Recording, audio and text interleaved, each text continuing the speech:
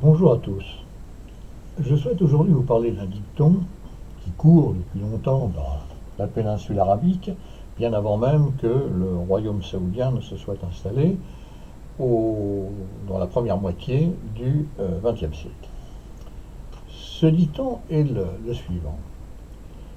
Il avance que les gens de la Mecque sont ceux qui connaissent le mieux les chemins détournés qui y mènent. Alors qu'entendre par ce proverbe qui semble finalement en soi assez clair? Il est intéressant de recontextualiser. Nous sommes en milieu arabe, bien sûr, nous sommes en milieu bédouin. La péninsule arabique, c'est un pays de désert essentiellement, dont un désert est un des déserts les plus rudes de la planète, puisqu'il n'y a même pas d'eau dessous, alors qu'on en a à peu près partout dans le Sahara, si on cherche bien. Ces bédouins, il est intéressant d'observer chez eux deux comportements. Un comportement qui est vraiment un comportement de survie.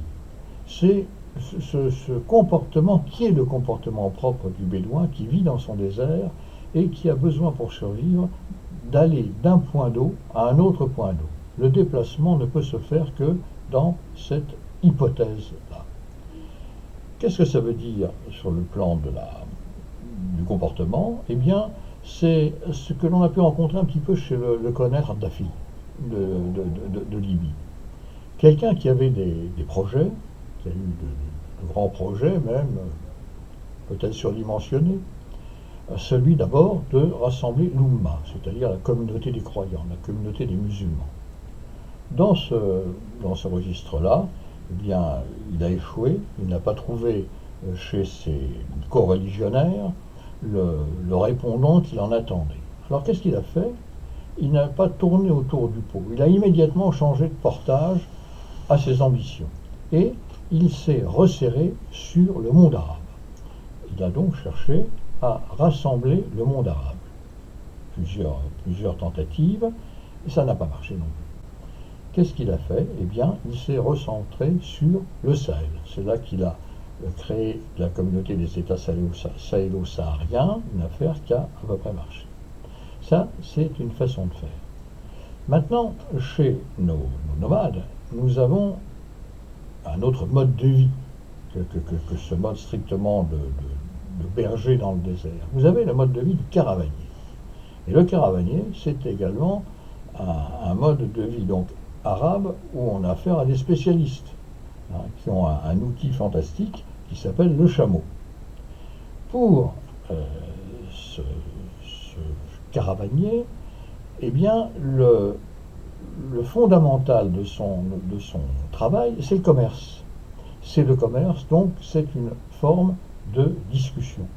Et cette forme de discussion fait des gens qui sont sur ces routes commerciales, les grandes routes commerciales traditionnelles, historiques, anciennes de la péninsule arabique, eh bien, en font de redoutables négociateurs. Des négociateurs qui savent où ils vont, mais qui ont toujours le souci de laisser leur interlocuteur dans le doute, dans l'ignorance justement de leur véritable objectif. Et ça, c'est là que nous nous rapprochons de notre fameux proverbe. La Mecque, ville sainte de l'islam, principale ville sainte de l'islam avec Médine, l'endroit où le prophète Mohammed est né.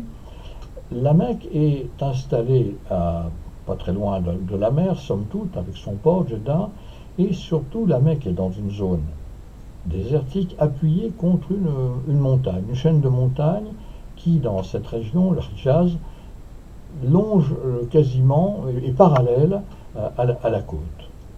La Mecque est adossée à la montagne, la Mecque, et donc au sortir d'un certain nombre de cours d'eau, quand il se met à y avoir une pluie qui est forcément diluvienne, aussi rare que diluvienne dans ces régions du monde. Ces pluies s'engouffrent bien sûr dans ces vallées sèches, les wadis comme on les appelle, et en temps ordinaire, eh bien, ce sont autant de petites routes de cheminement qui permettent aux gens de rejoindre un endroit. Alors la Mecque, pourquoi c'est un monde de commerçants? C'est un monde de commerçants pour deux choses. D'abord parce que, historiquement parlant, en particulier au moment où le prophète de l'islam apparaît, eh bien, la Mecque est une ville où il y a un certain nombre de sanctuaires avec des divinités païennes, contre lesquelles sera Mohammed, mais c'est également une étape, pas à peu près à mi-chemin, entre, d'une part, l'Arabie heureuse, le Yémen, le pays de la reine de Saba, le pays des gommes aromatiques, de l'encens, de la myrrhe, etc., et les exutoires de ces produits, du grain aussi au Yémen, les exutoires de ces produits, la mer Méditerranée, d'une part, l'Empire byzantin à cette époque-là, et d'autre part, l'Empire perse, l'Empire sassanide. Donc, grande route commerciale, beaucoup de trafic, beaucoup d'affaires à conclure, et puis sur la Mecque même, eh bien, des sanctuaires, ça veut dire tout un registre d'hôtels, comme on dirait, de caravansérail, de lieux pour héberger, déjà avant que le Hajj, le pèlerinage officiel de l'islam soit établi, existait déjà quelque chose.